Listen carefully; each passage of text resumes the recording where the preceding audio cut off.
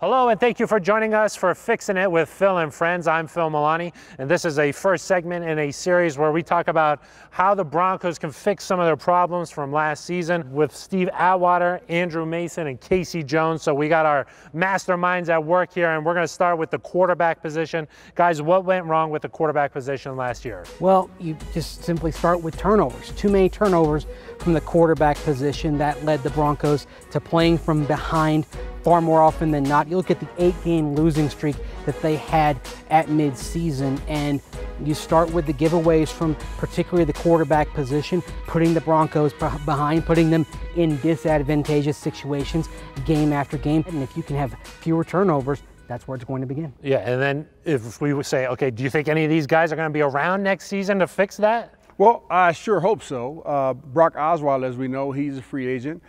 Trevor Siemian, he's under contract, and also Paxton Lynch is under contract, and we also have the young Chad Kelly.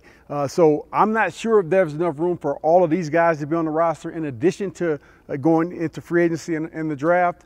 But certainly, I imagine at least one or two of them would be here. If they look to free agency, which is coming up here in a couple of months, Casey, there's a couple of guys out there who could come in and be instant fixes, if you will. Yeah, the instant fix, obviously, everybody wants to say Kirk Cousins. Is he going to be available? Will the Redskins give him up? And will John Elway be willing to pay that price tag?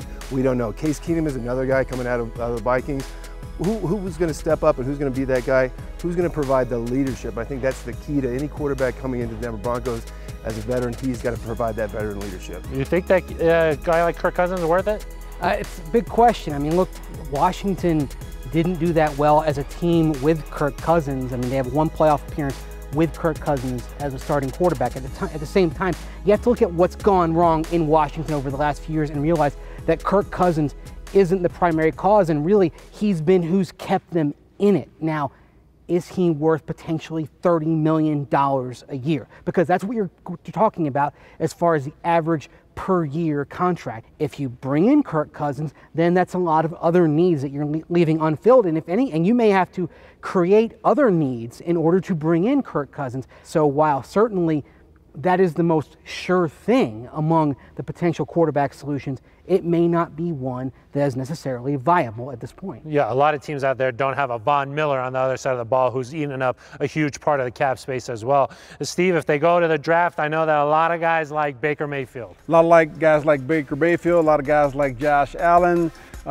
It's going to be interesting to see what we do with that pick, and a lot of that will be dependent on what we do in the free agent market. If we go out and say we do get a Kirk Cousins or Alex Smith, then I think you have a lot more options in the draft when it comes to that draft pick. Either you can get a really nice offensive player, say a Saquon Barkley.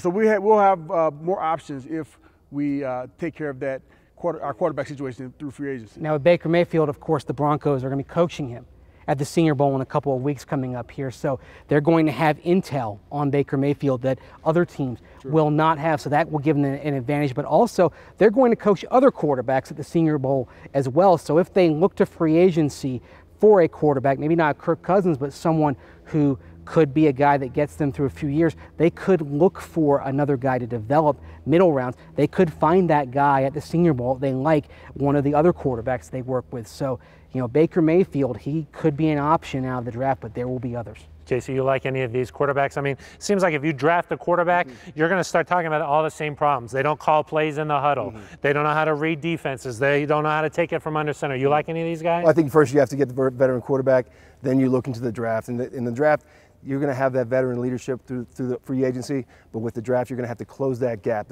The gap from that's created from the spread offense to the pro style. And Phil, you got to get out your measuring tape. You got to get out your, get it right out of your tool belt. These guys are going to be assessed over the course of the next 4 months, especially at the Senior Bowl. And with Baker Mayfield, it's all about they're measuring his height.